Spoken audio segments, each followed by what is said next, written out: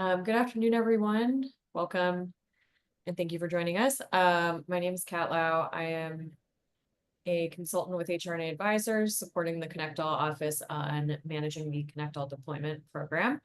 I am joined by Mark Tettenborn, who's the Director of Data and Analysis for ConnectALL, who will be helping field some questions here.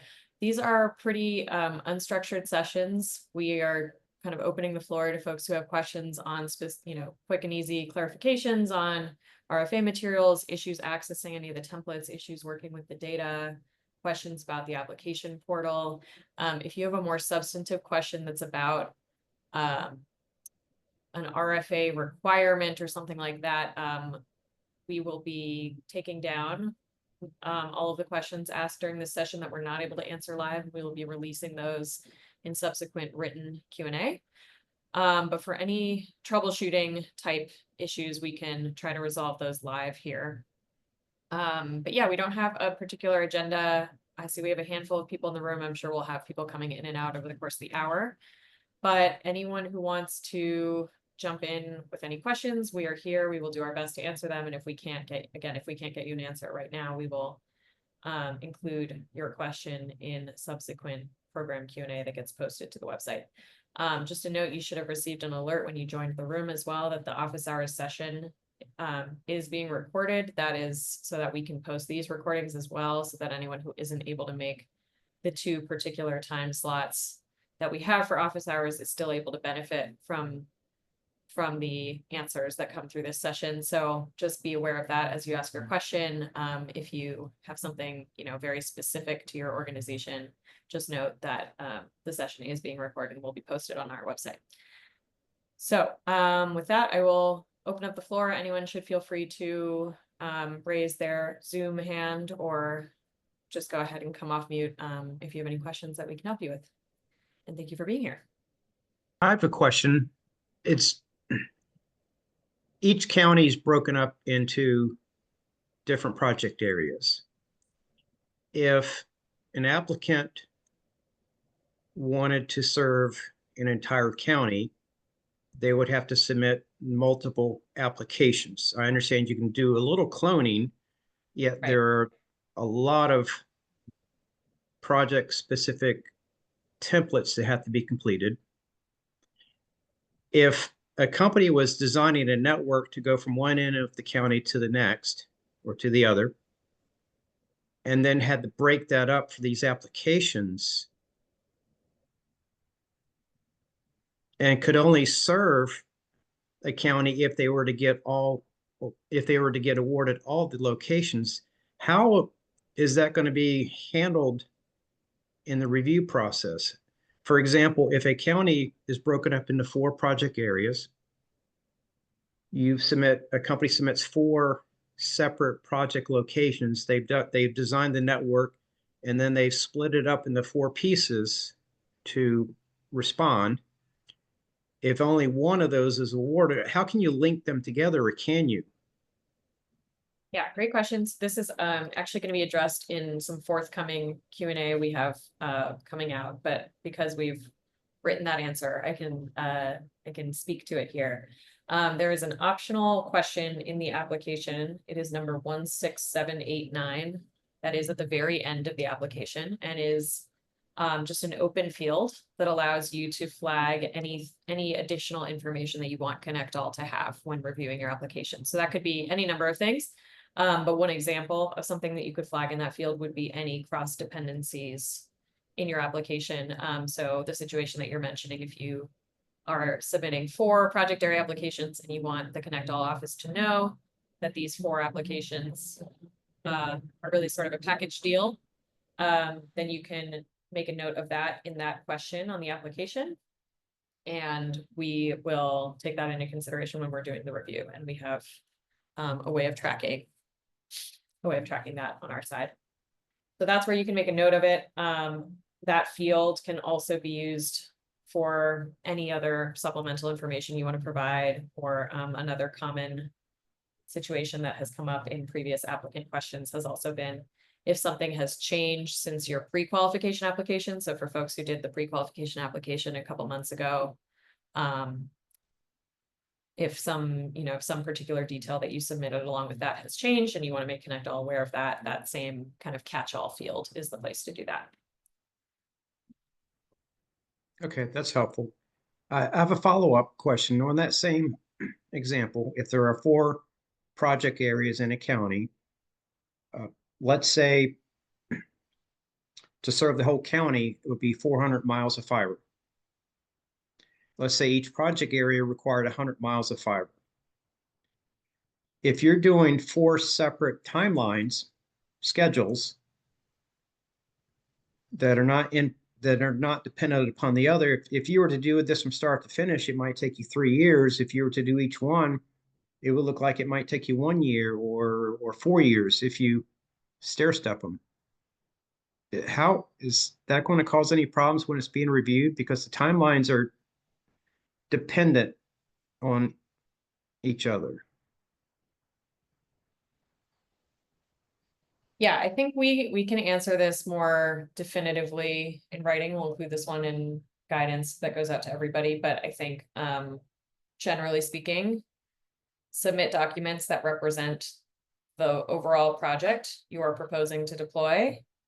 And within that same field that I mentioned, you would note, all of the assumptions related to this project, our deployment schedule, et cetera, they are all contingent on us being awarded, these linked project areas. That's how you would let us know about that.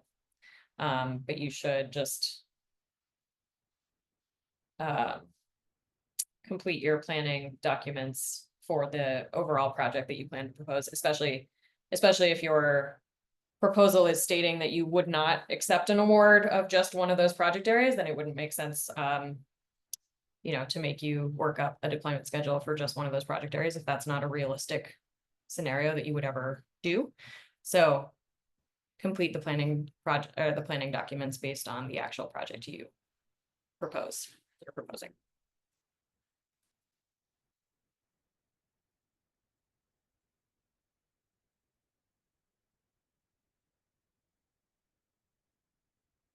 Thanks for the question. I have made a note of it as well, so we'll include a more detailed answer on that in writing as well. So I don't find that optional 167, I believe you said 8-9 in my portal.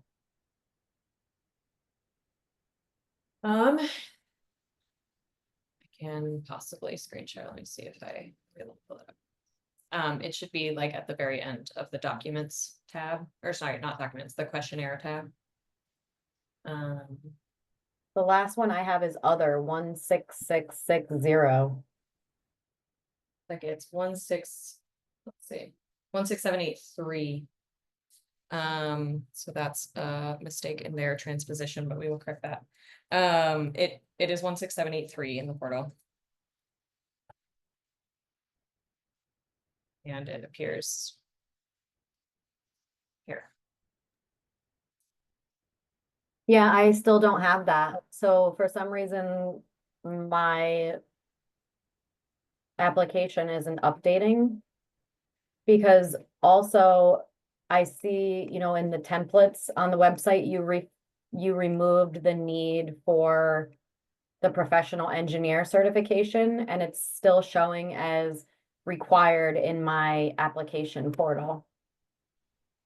Please take a screenshot of what you see in this section, if it's not what I'm showing right now.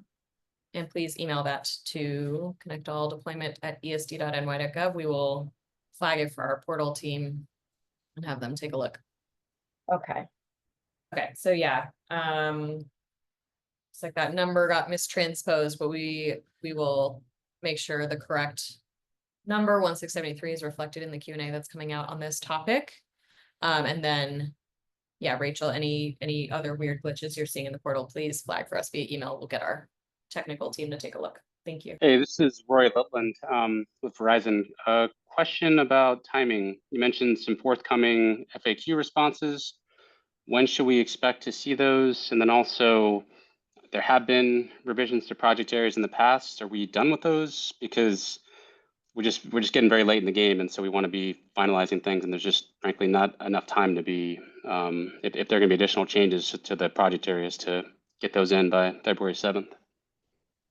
Yeah, we do not anticipate making further changes to the eligible locations prior to the deadline. As far as timing on the Q&A, all I can give you is an unhelpful as soon as possible. Because they have to go through legal review, and we don't have control over that timeline, but should be within the next few days.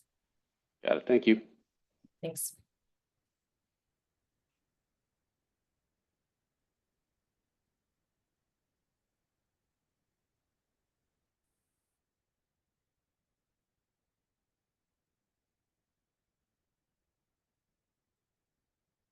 I have a generic question. What was the thinking behind requiring applications for distinct project areas? Breaking counties into multiple areas just to apply. The reason I ask is just it's becoming a logistical nightmare because you have, let's say, 5 or 10 templates for each application, and then you have to make sure they're all right and make sure you're uploading the right one, and then make sure you can keep track of the names. It just tremendous amount of work. This is the most difficult ConnectALL grant process I've been involved with.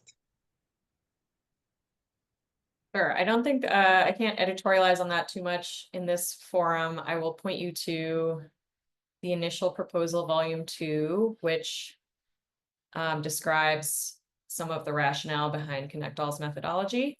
And also just in general, the idea that having standardized project areas across the state allows for easier apples to apples comparison between competing bids.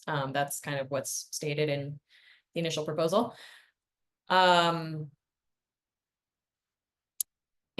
yeah, I think what's in the initial proposal is kind of all we can say on that at this point, or in this venue. Hey, Kat and Mark. This is Jeremy George from Armstrong. Just want to check you can hear me. Yes. Hey, all right, awesome. Hey, I have a question. I apologize. I was 10 minutes late. A meeting ran over, so this might have been answered already. It might be branching off what Roy had mentioned. So we had submitted on January 17th an update on the updated information on location eligibility. And what we anticipated was seeing some sort of response on whether these were, like affirmed that they are served by us, or, a denial that no, sorry, these are still going to go out to bid during the BEAD program. So I was curious if there's been any response from submissions submitted on the deadline day. And because unless I had missed it, I didn't see any changes to the eligible locations since then. And again, apologies if you did issue that out. I just may have missed it. So just seeking guidance on that. No, we have not issued any statement on that you missed or anything. There was a question on this. I don't know if it was from you guys or someone else just interested in the same process. But in our Q&A that was posted on the 17th, question 19 gets at this. Basically, we're reviewing that information. If the project area you're bidding on is affected by locations that you or someone else has submitted through that process, we'll discuss it with you through the review process, but we don't plan to make any final determinations on any of those between now and the February 7th deadline. Okay, so the bids will go in, and then whenever you are reviewing the grant applications, that's when you're going to overlay some of this information to help make some determinations of award. Yeah, exactly right. Yeah, there's like an evidentiary review process that needs to happen for those locations in order for us to have, sufficient basis to remove them from eligibility from the program, and that takes some time. So we didn't want to try to insert that into this, compressed timeline we have between now and February 7th. So Okay. during the review process. Okay, understood. I thought it, okay, I misunderstood. I was thinking a new list would come out to, kind of refresh the BEAD eligible locations, but this is helpful in understanding. All right, thank you. Appreciate it. Just to echo what Jeremy said, because I did send a question to the regular ConnectALL email group concerning the challenges also. Just for us specifically, we have a lot of areas that we challenge because we are in enforceable commitment, meaning we are receiving for most of them ARPA funding to build these areas. And so we've just been really concerned about that. And so should I not expect an answer about that at all until after February 7th? Yes, we're not, yeah, we won't be making final determinations on any of that information that was submitted. That is to say, we will not be making changes to the eligible location list as a result of that information being submitted before February 7th. So Okay. what you may get between now and February 7th might be a request for some additional documentation or something like that, but Okay, but no sort of final say. sure, okay. Another question on there was a requirement, there was a template for MWBE for a utilization plan. That's a 2-page PDF file to list contractors. Is the intent there to list contractors that an applicant plans on using as opposed to is definitely engaged with? Or I wasn't crystal clear how that would be completed, since this is just a proposal. Other states just have a question: do you certify yes or no? Yeah, so the utilization plan, that document is a state requirement to be submitted with the proposal.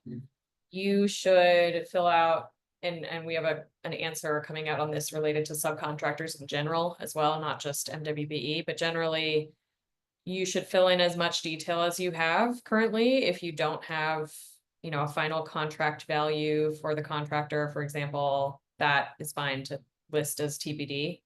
But generally, we just want to get as much information as is currently available on your MWBE plans. So whether that's just, your partners are TBD and you're still doing outreach, all the way to you have an executed contract in place and you want to give us those details, like anything in that range is acceptable. Just give us as much detail as you can. If a lot of it is TBD, will that have a negative impact on the scoring or the review? MWBE participation is not part of the scoring criteria. It is a state goal. So it's kind of a separate like binary of yes or no, whether you're meeting the goal, but it does not affect the scoring of your application based on the scoring criteria that are in our initial proposal. So maybe just to put a finer point on that. It won't affect your scoring. It is still a state requirement. The participation goal is a state requirement. So prior to finalizing your award, you would either need to demonstrate that you are meeting the goal or get a waiver request approved, but that's a state process that's kind of separate from the scoring criteria that NTIA has approved for us. The generic question. Sure. Pick a template. Let's say pricing template. Well, I don't have it in front of me, but pick a template that has asked for the application ID.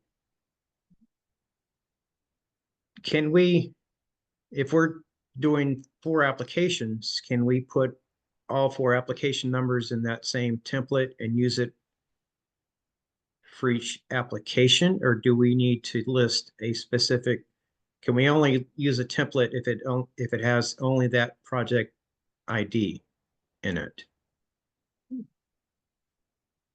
Good question.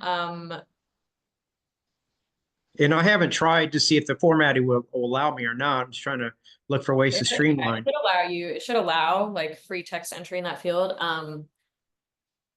Mark, maybe you can confirm for me. I believe on our end, we are not keying any of our processing off of that title, kind of like title header field, but correct me if I'm wrong, if you need that to only have one number in it.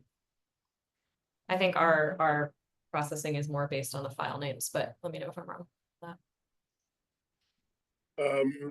Yeah, no, that's correct, Kat. I guess looking at the templates in detail, the data all needs to be specific to the project area that's being proposed, and I think we set up the template so you can't, for example, like add in more rows, so have a row for each project area, and that is related to our processing. So I think there might be sort of practical barriers to that approach. But if it is, exactly the same information you'd have in, say, 4 separate templates, and I don't see an issue with just duplicating that 4 times and specifying the proposal numbers in the one box. Okay, yeah. So as long as, that file would still need to get uploaded within the individual application in the portal, but sounds like if the information is in fact the same, you could list multiple you could list multiple application IDs in that field. No problem.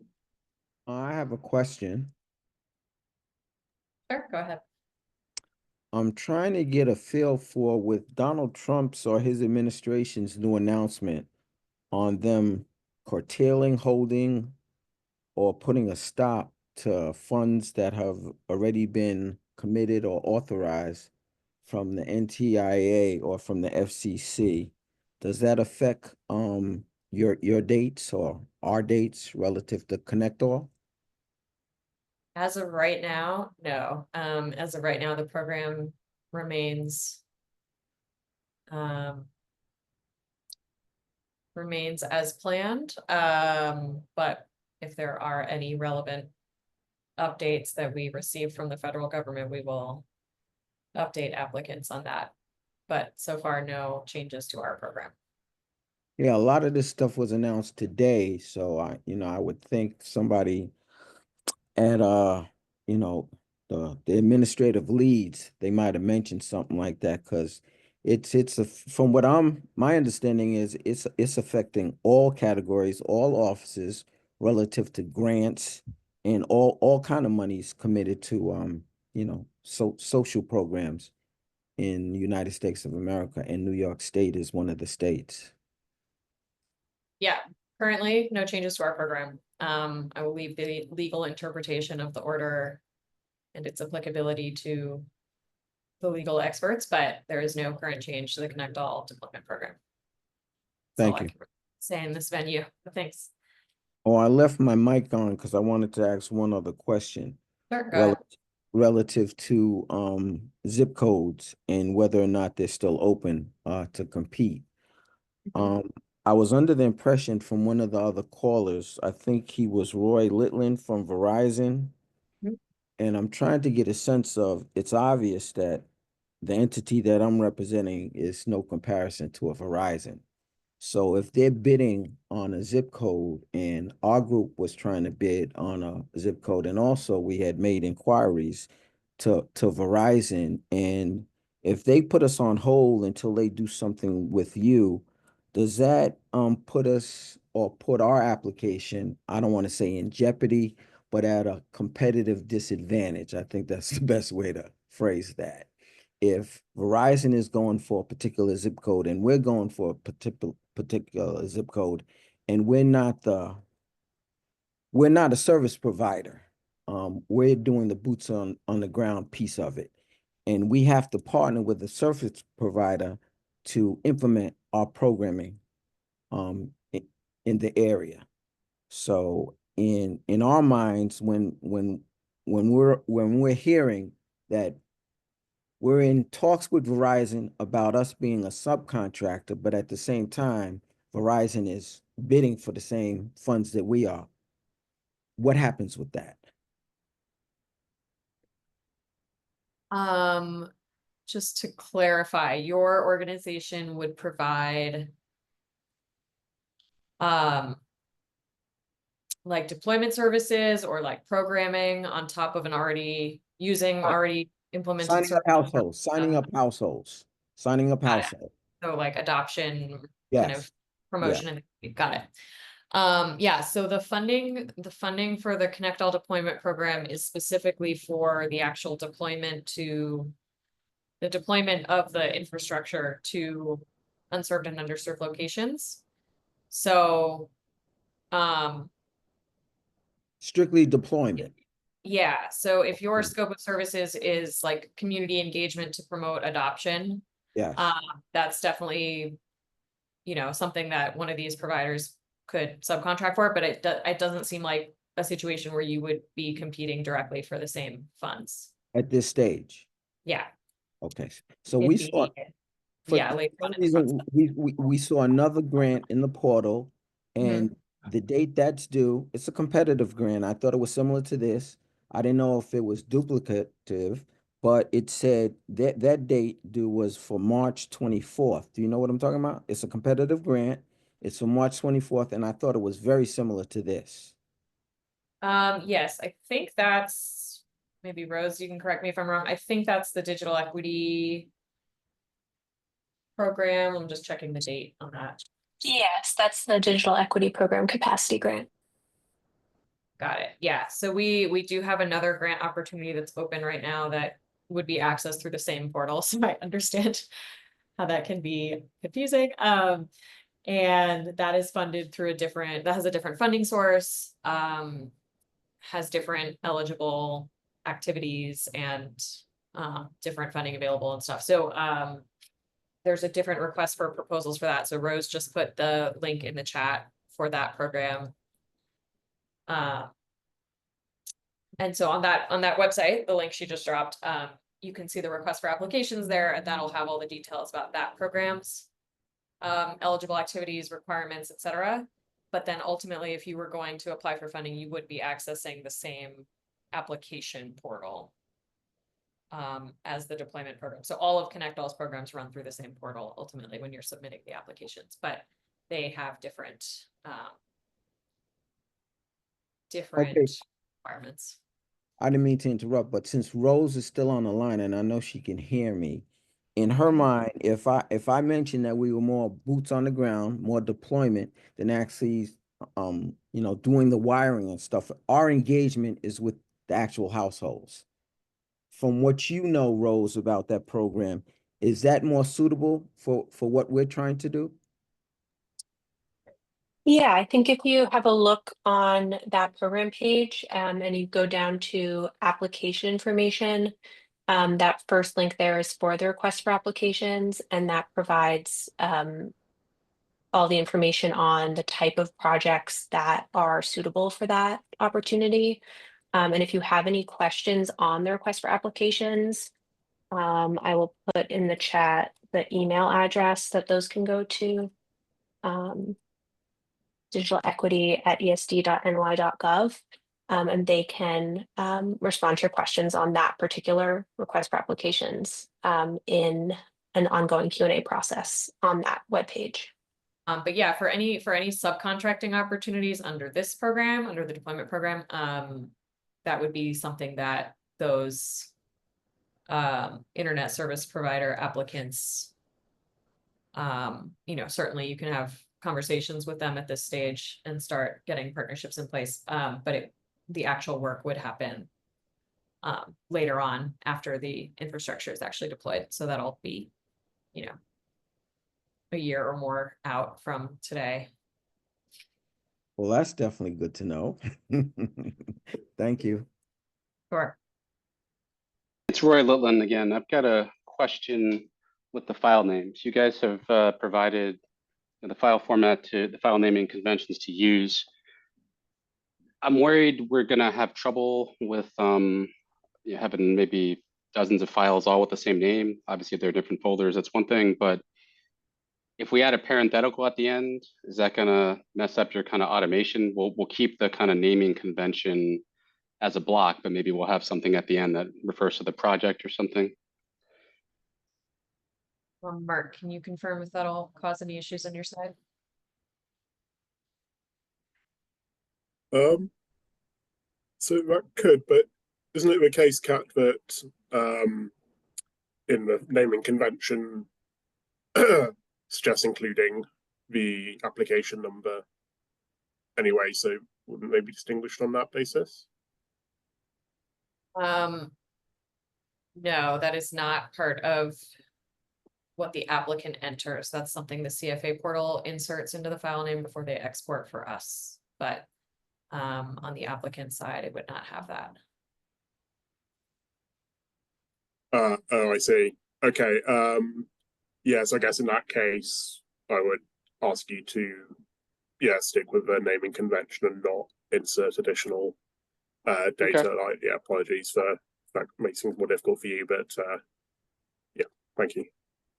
Yeah, just in the future, when you're running these, it's just easy sometimes to be able to refer to the file names internally and see what I'm looking at without having to open up the file and find the project number, but understood. Thank you. We're at the top of the hour. Thanks everyone who joined us. We will close this out and incorporate some of the questions asked into written Q&A for more detailed answers on a couple of them. Otherwise, this recording will be on the website, so anyone can refer to it in the future. Thank you. Good rest of your day.